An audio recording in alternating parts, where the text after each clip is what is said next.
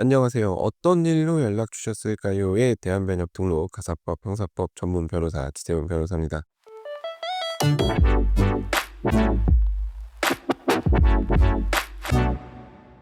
얼마 전에 제 핸드폰으로 이런 전화가 하나 걸려왔습니다.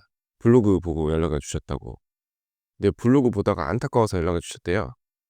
그래서 전화를 끊고 싶었는데 또 타이밍을 놓쳐 가지고 도대체 무슨 얘기를 하려고 하시는지 좀 얘기를 들어봤더니 블로그에 쓸데없는 글이 너무 많다는 거예요. 뭐 대놓고 쓸데없는 글이라고 말씀은 안 하셨지만 법률 상식과 관련된 글을 올려야 되는데 뭔가 검색이 안 될 것 같은 글만 올리고 있다는 얘기였어요. 그래서 뭐 인제 블로그 관리를 해 주신다고 하면서 이제 맡겨 주시면 뭐 글도 많이 써 봤으니까 어디 어디 변호사 블로그 글도 자기가 썼다고 하시면서 잘 써 주신다는 거예요. 뭐 바로 끊었죠. 제 블로그를 제가 아닌 다른 분이 쓴다는 거는 상상조차 하기가 어려운 일이고 굳이 제가 아닌 분이 저인 척하고 글 쓰는 거 그거는 쪼끔 아니라는 생각을 하고 있기 때문에 차라리 제가 매일 올리는 글을 진짜 바빠져 가지고 주 3일 올리는 한이 있어도 그거는 아니라고 생각이 들어서 전화를 끊었습니다. 제가 블로그에 법률 상식과 관련된 글을 아예 안 올리는 거는 아니거든요. 그런데 이 팟캐스트를 꾸준히 듣고 계신 분들은 아시겠지만 이게 일반적인 변호사분들이 말하는 법률 상식이랑은 쪼끔은 다른 저를 달리하는 내용들을 제가 주로 블로그에 적고 있어요. 제가 생각할 때 진짜 도움이 될 것 같은 법률 상식에 대해서 정리해서 블로그에 올리고 이렇게 팟캐스트 에피소드를 녹음을 하고 정말 이걸 따졌을 때 법적으로 어떻게 된다는 거에 대해서는 글을 거의 잘 안 올리는 편입니다. 최신 판례 관련해서 글을 올리기는 하는데 이게 자주 올리지는 않아요. 결국에는 그 판례를 기초로 해서 제가 하고 싶은 얘기를 더 하는 형식이죠. 그런데 가끔 제 블로그 보고 안타깝다고 하시는 분들은 이제 소송을 어떻게 진행하는지에 대해서 하나부터 열까지 다 설명을 해 줘야 된다 뭐 이런 식으로 말씀을 하시던데 그거는 저 말고도 이미 너무 많은 분들이 블로그에 글을 잘 올려주고 계신데 굳이 제가 인터넷 공간에 또 하나의 중복되는 글을 올릴 필요는 없을 것 같아서 진짜 흔히 말하는 법률 상식에 대해서는 잘 안 올리는 편입니다. 사실 그런 법률 상식 글을 올리려고 생각도 했고 시도도 했고 한데 그런 걸로 블로그에 글 쓰려고 하면 주제를 고르다가 머리가 빠져요. 머리는 이미 빠지긴 했는데 아무튼 좀 제한적이라는 생각이 들어서 그래서 블로그에 그런 일반적인 법률 상식 글은 잘 안 올리는 것 같아요, 제 생각에는. 뭐 제 블로그 글을 다 뒤지면은 분명히 일반적인 법률 상식과 관련된 글도 있겠지만 이제 덮어두고 그런 글만 올리지는 않는다는 그런 얘기입니다. 제가 블로그에 나름 전문적인 법률 상식 혹은 뭐 "이 소송은 이렇게 진행해야 됩니다."와 같은 내용의 글을 올리잖아요. 그러면 실제로 그 글을 집중해서 제대로 읽고 찾아 들어와서 읽고 명확하게 그 내용을 이해하고 그 내용을 필요로 하는 분들은 누구일까요? 다른 변호사분들입니다. 혹은 인제 그 변호사 사무실의 직원분들. 블로그에 누가 어떻게 들어와서 어떤 글을 쭉 읽고 뭐 블로그 안에서 뭘 검색해서 어떤 글을 읽었는지 다 알 수 있죠. 근데 인제 보면 가끔은 그런 날이 있어요. 누가 제 블로그를 쑥 훑고 갑니다. 근데 아무리 봐도 이거는 의뢰인분이라고 보긴 어려운 검색어나 이런 거를 봤을 때 그런 경우가 종종 있어요. 뭐 제 글을 보고 실제 업무에 참고를 하셨는지 아니면 본인의 블로그 글을 쓰는데 참고를 하셨는지는 모르겠지만 아무튼 조용히 제 블로그를 다 긁어 가시는 분들도 계시고 제 글을 보고 연락을 주시는 분들도 계세요. 의뢰인이 아니라 다른 변호사분 혹은 다른 사무실 직원분이 전화 와서 저한테 "이 사건 이렇게 하셨다고 글을 올리셨는데 궁금한 게 있어서 연락을 하셨다."면서 그 좀 당황스럽죠. 처음에는 진짜 당황스러웠어요. 뭐 지금도 당황스럽긴 하죠. 의뢰인분인 줄 알고 전화를 받았는데 다른 변호사분인 경우.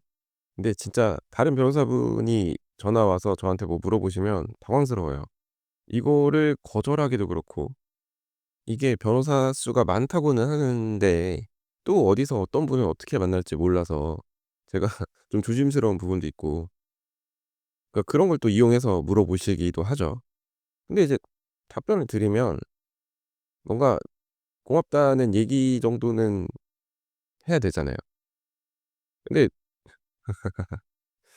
더 길게 얘기는 안 하겠습니다. 아무튼 좀 당황스러운 경험을 한 적이 몇 번 있었고, 뭐 대놓고 물어보시는 분들도 계신데, 아마도 저는 변호사분은 아니고 직원분이라고 추정을 하는데, 의뢰인인 것처럼 하고 연락을 해서 궁금한 걸 물어보시죠.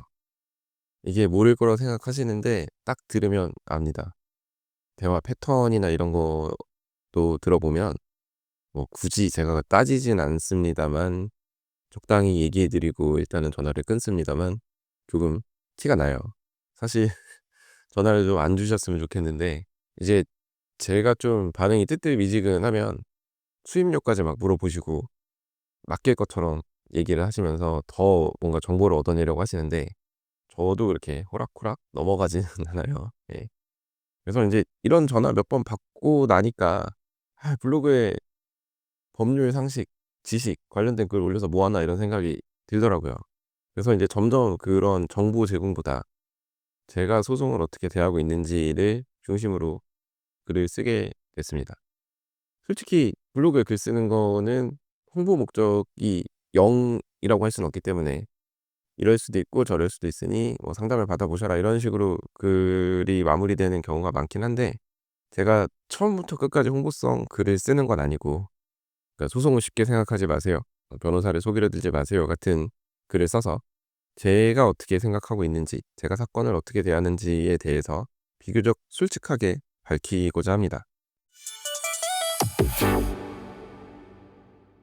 제가 어떤 변호사라는 거를 드러내기 위해서 글을 쓰는데, 결국 그 제 마음의 결을 담는다는 걸까요? 그리고 인제 제 글을 정말 제대로 읽고 연락을 주시는 분들은 확실히 달라요. 그냥 고민이 없으시고 전화를 주시거나 사무실로 오셔 가지고 "저 이러이러한 사건 맡기고 싶다."고 하고 그냥 바로 사건을 맡기시죠. 블로그 글 이미 다 읽어 봐서 "변호사님한테 맡기기로 결정을 했다." 이럴 때는 좀 기쁘죠. 제가 저랑 결이 맞는 분을 찾기 위해서 블로그에 글을 썼는데 제 진심 마음이 닿은 거니까요. 이 소송이란 게 의뢰인과 변호사의 마음이 통해야 의뢰인도 변호사도 쉽게 쉽게 소송을 진행을 할 수 있어요. 그런데 인제 마음이 맞지 않고 결이 다른 의뢰인과 변호사가 만나면 계속 삐걱삐걱대죠. 그러니까 변호사를 선택할 때 여러 가지 고려할 사항이 있지만 일단은 본인과 맞는 사람이어야 돼요. 그런데 인제 그 본인과 맞는 변호사인지 아닌지를 확인하기가 어려우면 일단은 좀 고민을 해 보셔야 됩니다. 이제 법률 문제에 부닥쳤을 때 본인이 생각하시는 그런 변호사의 모습이 있을 거예요. 본인한테 어떻게 대해 주는 변호사를 만나고 싶다. 어떤 분은 정말 카리스마 있는 변호사분을 찾는 경우도 있고, 어떤 분은 친절한 변호사분을 찾는 경우도 있고, 어떤 분은 일단 뭐가 됐든 본인 얘기를 다 받아 적어 줄 수 있는 변호사를 찾으시는 경우도 있죠. 근데 인제 변호사마다 성격이 다 다르고 사건 처리하는 방식, 의뢰인과 소통하는 방식도 다 다르기 때문에 그런 걸 잘 고려를 하셔야 돼요. 근데 인제 상담하는 변호사와 실제 소송을 담당하는 변호사가 다른 경우도 있어요. 이제 이런 경우에는 상담하는 변호사분께서 직접 소송을 진행하는지 또 잘 물어보셔야 됩니다. 저희 사무실 같은 경우는 제가 결국 처음부터 끝까지 다 하기 때문에 물어보실 필요가 없지만, 이제 다른 곳에서 상담을 받고 그 상담해 주신 변호사님이 정말 믿음직스럽고 해서 사건을 맡기려고 마음을 먹으셨다면 물어보셔야 돼요. 이제 제 블로그 글을 충분히 읽고 저한테 사건을 맡겨 주시는 분들은 저한테 "형사법 전문, 가사법 전문이 맞나요? 이런 종류의 소송은 해 보셨나요?" 등등 뭔가 변호사를 신뢰하지 못하는 질문, 그런 거는 안 하시죠. 근데 이제 검색하다가 우연히 네이버 블로그에 제 글을 보고, 이제 보통 인제 검색해서 걸리는 거는 정보성 글이니까요. 그 정보성 글을 보고 저한테 연락이 오시는 분들은 이제 저의 신상에 관련해서 여러 가지를 물어보시고, 뭐 "전에 만난 변호사는 더 싸게 해 준다던데요." 뭐 이런 얘기까지 하시고, 아무튼 저랑 결이 좀 다른 분들이 그냥 연락을 주시는 경우가 있어요. 그래서 인제 그러다 보니까 점점 정보성 글을 올리는 빈도가 좀 줄어들고는 있습니다. 제가 어차피 전화 주시는 모든 분들 사건을 다 맡을 수도 없고 맡겨 주시지도 않고 그분들과 잘 맞는다는 보장도 없죠. 결국 남는 거는 저랑 결이 맞는 의뢰인분을 만나는 거고 그런 분들을 만나기 위해서 제가 지금처럼 팟캐스트 녹음을 하고 블로그에 글을 쓰고 그러고 있죠. 어차피 어딘가에 법률 정보는 차고 넘치니까 굳이 제가 뭐 그런 거에 대해서 글을 더 쓸 필요 없이 '나는 왜 이 일을 하고 있는가? 이 사건을 어떻게 바라보고 있는가?'에 대한 이야기를 써서 결국 저라는 사람을 알리는 데 노력을 하고 있습니다. 그걸 보고 연락을 주시는 분들은 자기 이야기를 끝까지 들어줄 사람, 제대로 소송을 진행해 줄 사람을 찾아서 저한테 연락을 주시죠. 저는 오늘도 글을 씁니다. 그리고 팟캐스트를 녹음합니다. 아로하나가 새끼를 보호하는 모습을 보며 친권 양육권에 대해서 생각을 했다. 마인크래프트 블럭을 부수면서 쌓인 통계를 보면서 나의 하루를 되돌아봤다. 모든 분들은 아니라 할지라도 단 한 분이라도 공감을 할 수 있는 분명히 누군가에게는 깊게 남을 이야기를 쓰려고 노력하고 있습니다. 저는 공감이 있는 곳에 신뢰가 생긴다고 생각을 합니다. 그래서 이 변호사라면 내가 믿고 사건을 맡겨도 되겠다라는 느낌을 주기 위해서 오늘도 저와 맞는 분들을 찾아서 제가 진심을 다해서 성심성의껏 도와드릴 수 있는 기회를 찾기 위해서 노력을 하고 있습니다. 자, 오늘 제가 준비한 얘기는 여기까지이고요. 오늘도 끝까지 들어주셔서 감사합니다. 자, 다음 에피소드에서는 더 흥미롭고 유익하고 현실적인 그런 법률 이야기로 찾아뵙도록 하겠습니다. 이상 대한변협 등록 가사법 형사법 전문 변호사 지세훈 변호사였습니다. 감사합니다.